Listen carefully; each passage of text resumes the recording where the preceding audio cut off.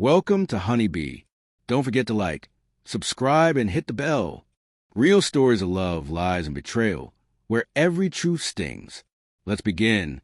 When my girlfriend Emma told me I needed to apologize to her best friend, Ryan, I honestly thought she was joking. It was a lazy Sunday afternoon, and we were sitting in her living room, sipping coffee and scrolling through our phones. But when I looked up, her face was completely serious. She repeated her words, slowly, clearly, as if she were speaking to a child who didn't understand. "I think you should apologize to Ryan," she said. "You really upset him yesterday." At first, I laughed, thinking maybe she was teasing me, but the expression in her eyes told me it wasn't a joke. My laughter faded instantly. I put my cup down and leaned forward, trying to understand what on earth she meant. Apologize? For what exactly? What did I do to upset him? I asked. She sighed, tucking a strand of hair behind her ear. "You embarrassed him at the party," she said. "You were a bit harsh when he made that comment about our trip." I frowned, trying to recall what she was talking about.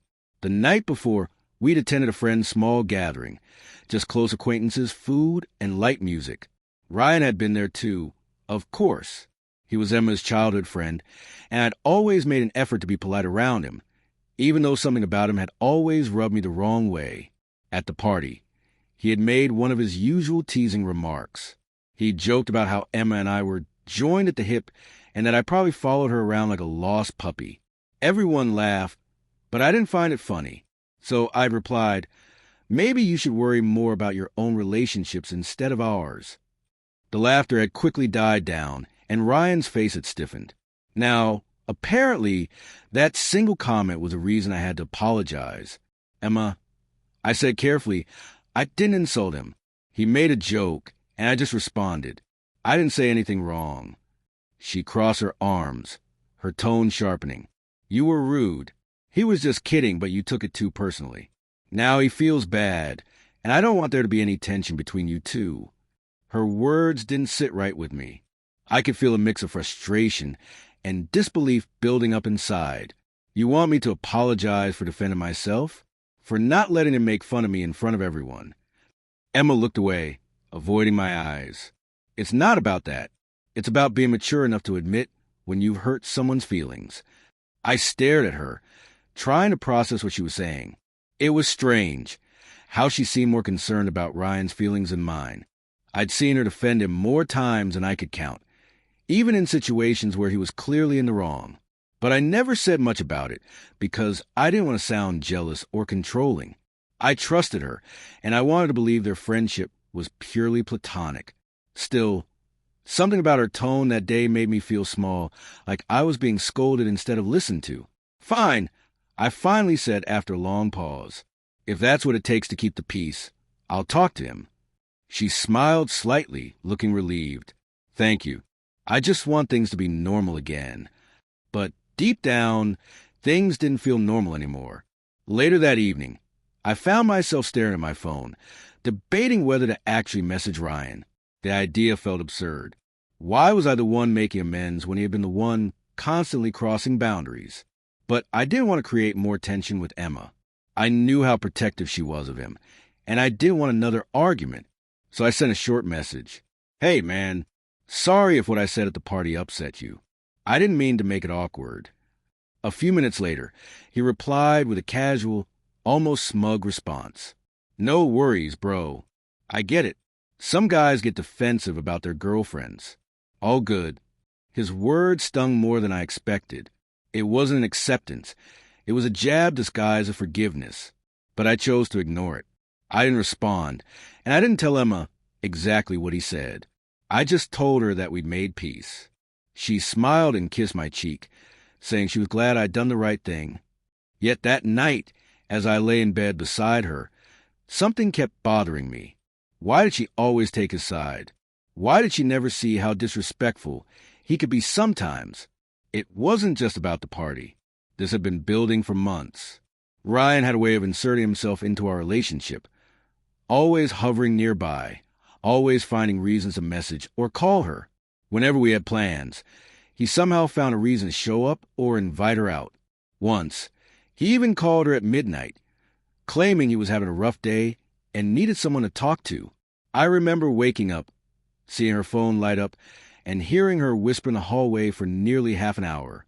When I asked her about it the next morning, she brushed it off. "He's just going through something," she'd said. It wasn't that I didn't trust her. I trusted her completely. What I didn't trust was him. Over time, small cracks began to appear in our relationship. It started with small arguments, subtle changes in her tone, and growing distance in the way she looked at me. She became defensive whenever I brought up Ryan, claiming I was overreacting or insecure. But what was I supposed to do when her so-called best friend treated me like I was intruding on something that belonged to him? One weekend, we went out for dinner, and halfway through our meal, she got a text. Her expression changed immediately. Her eyes softened, and a small smile played on her lips. "It's Ryan," she said casually. "He wants advice about his new date." She started typing back right there, completely absorbed in her phone, while I sat across from her, waiting for her attention to return. 10 minutes passed, then 15. I sat there, feeling invisible. Finally, I spoke up. "Emma, can that wait? We're having dinner." She glanced up, annoyed. "I'm just helping him out. Don't be childish." That single sentence hit harder than it should have. I didn't say anything after that. I simply watched her, realizing how easily she dismissed my feelings whenever he was involved. By the time we got home that night, I'd already decided something had to change. The next day, I told her how I felt. I explained that I respected her friendship with Ryan, but his constant involvement made me uncomfortable. I said I wanted boundaries. I wanted her to understand that I wasn't trying to control her. I just needed to feel like I mattered as much as he did. At first, she seemed to listen, but then her expression hardened again. "You're being unreasonable," she said.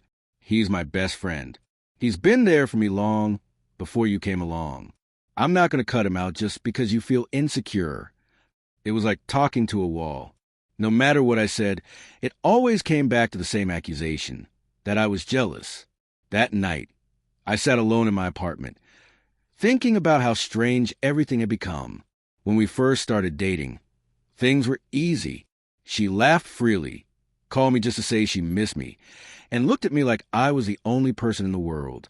But now, it felt like she was slipping away, like Ryan's presence had become a quiet wedge between us, driving us apart piece by piece.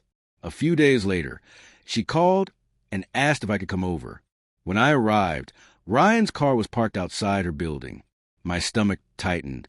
I tried to stay calm as I walked in. They were sitting on the couch together, laughing about something. When she saw me, she smiled but didn't move away from him. "Hey, we were just talking about you," she said. Ryan grinned. "Yeah, man. No hard feelings about that night. We're good." His tone was casual, but his eyes carried that same smugness I'd noticed before. I nodded stiffly, pretending to play along. Emma seemed happy that everything appeared fine between us, but I could feel the fake atmosphere hanging in the air. I didn't belong in that room, not with the way Ryan looked at her, and not with the way she looked at him. As the evening went on, I barely said a word. I felt like an outsider in my own relationship. The more I watched them interact, the clearer it became that the line between friendship and something more had blurred long ago. When I finally left that night, I walked to my car with a heavy heart. I didn't know how much longer I could keep pretending that everything was okay. But even then, I had no idea just how deep things would go, or how much that one apology would eventually reveal about the truth I didn't want to see. A few days passed, but the uneasiness wouldn't leave me. I kept thinking about that evening, about how comfortable they looked sitting together, how easily they laughed when I entered, as if nothing about my presence mattered. Something inside me whispered that I was missing a piece of the truth, yet I tried to silence that voice. I didn't want to be the jealous boyfriend who saw monsters where there were none. I told myself Emma loved me, that maybe I was just overthinking. But when the person you love starts feeling distant, every silence becomes suspicious. Every glance means something more than it should. The following weekend, Emma told me she was going on a short road trip with a few friends from work. She mentioned Ryan would be tagging along since he knew the route. My gut twisted at the mention of his name, but I forced a smile. "Have fun," I said, pretending not to care. She kissed me quickly before leaving, and for a moment, I wondered if that small gesture was out of affection or guilt. 2 days went by without a single message from her. Usually, she sent me pictures or updates whenever she was away. This time, nothing. When I finally texted to ask how the trip was going, she replied hours later with a short, "It's great, we're just really busy." That single sentence echoed in my mind all night. Something was wrong. I could feel it. On the third day, I received a photo from one of our mutual friends who had also gone on the trip. It was a group shot at a diner. Everyone looked cheerful. But what caught my attention was the way Ryan's arm rested around Emma's shoulders. She wasn't pulling away. She was smiling. My chest tightened. When she returned, I didn't mention the photo immediately. I wanted to hear her version first. She came over that evening, cheerful and relaxed, talking about how much fun she'd had. But when I asked about Ryan, her tone changed instantly. "He was just like everyone else," she said quickly. "Why are you asking?" "Because I saw a picture," I replied quietly, "and it didn't look like just friends to me." She frowned, shaking her head. "You're reading too much into it. It was a group photo, nothing more. You really need to stop being so paranoid." Her words stung, not because they were harsh, but because they sounded rehearsed. She didn't even try to explain. She just deflected, as if my feelings were an inconvenience. That night, we argued. Not loudly, but with the kind of quiet intensity that hurts more than shouting. She accused me of not trusting her. I tried to explain that it wasn't about trust. It was about respect. I told her how small I felt whenever Ryan was around, how it seemed like she prioritized his comfort over mine. But she didn't understand, or maybe she didn't want to. When she left that night, I sat in my apartment for a long time, staring at the ceiling, wondering when everything had started to change. The woman I loved had become someone I couldn't recognize, and I couldn't shake the feeling that Ryan had something to do with it. A week later, fate gave me an answer I wasn't ready for. I'd gone to a friend's birthday gathering at a downtown restaurant. Emma had said she couldn't come because she had plans with Ryan. They were supposed to help his sister move apartments. I didn't argue. I was too tired to fight anymore. But halfway through the evening, one of my friends nudged me and pointed across the street. "Isn't that Emma?" I turned, and there she was. She was sitting outside a small cafe with Ryan. They weren't moving boxes. They weren't dressed for work.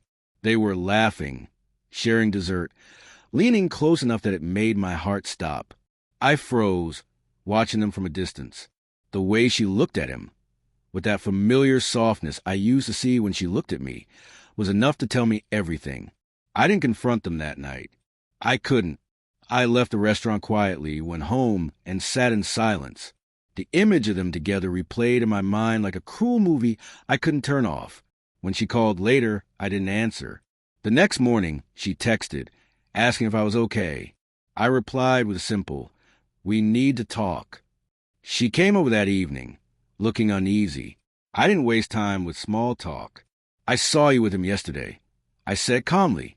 Her face drained of color. She didn't deny it, just looked down at her hands. After a long pause, she whispered, "It's not what you think." "Then what is it, Emma?"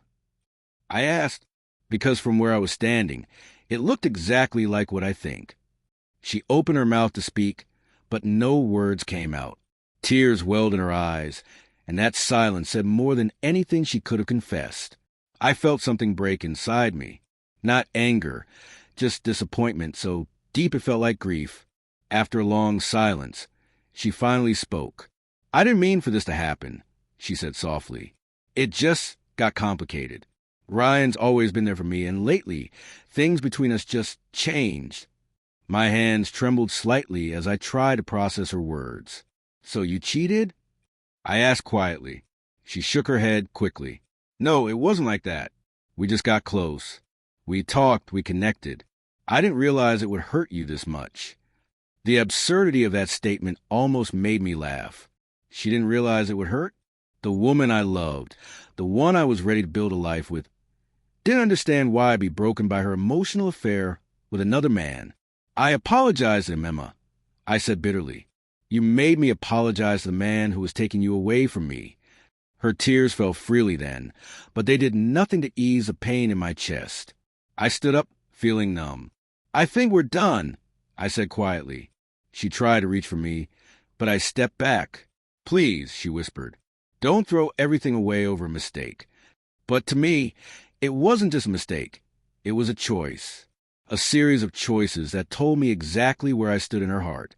I left her apartment that night without looking back. The following weeks were heavy. The first few days, she texted me constantly. Long messages filled with apologies, explanations, promises that it didn't mean anything. I didn't reply. Eventually, the messages stopped. The silence that followed was both painful and peaceful. For the first time in months, I began to breathe again. I started focusing on myself, going to the gym, meeting old friends, rediscovering the parts of my life that had nothing to do with her. But no matter how much time passed, the memory of that apology lingered. The way I had been forced to humble myself to a man who had already crossed a line with her. It haunted me. One evening, months later, I ran into Ryan by chance at a local cafe. He saw me first and smirked as if he'd won some kind of game. "Hey, man," he said casually. "Long time no see." I looked at him, calm and steady. "Yeah," I said. "It's been a while." He leaned back in his chair, sipping his drink. "No hard feelings, right? Things happen." That was the moment I realized how blind I'd been. He hadn't just taken advantage of Emma's trust.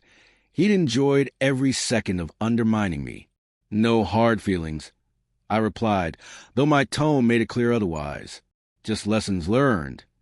As I walked away, I felt lighter than I had in months. It was strange how pain could turn into clarity once you stopped running from it. A few weeks later, Emma reached out again. She wanted to meet, said she needed closure. Against my better judgment, I agreed. We met at a quiet park, the same place where we'd once had picnics and planned our future.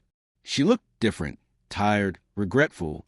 "I just wanted to say I'm sorry," she said, "for everything. You didn't deserve any of it." For the first time, her apology felt genuine, but it was too late. I nodded slowly. "I know you're sorry, but some things can't be fixed." She nodded, tears in her eyes. "I just hope you'll find someone who treats you the way you deserve." I smiled faintly. "I will, and I hope you learn what loyalty really means." That was the last time I saw her. Looking back now, I realized that the moment she made me apologize to Ryan was the moment our relationship started to crumble. It wasn't about that one incident. It was about what it represented. She valued his feelings over mine, and in doing so, she taught me something I'll never forget. Love without respect is hollow. I used to think being mature meant keeping the peace, even if it meant swallowing my pride. But now I know that maturity sometimes means walking away from the people who make you doubt your worth. Ryan and Emma ended up together for a while, from what I heard later. But their relationship didn't last. Maybe it was guilt, maybe it was karma, maybe both. As for me, I moved on, slowly, quietly, but fully. I learned that apology should never be one-sided, that love should never make you feel small, and that sometimes the best thing you can do for yourself is simply walk away, with dignity and without looking back.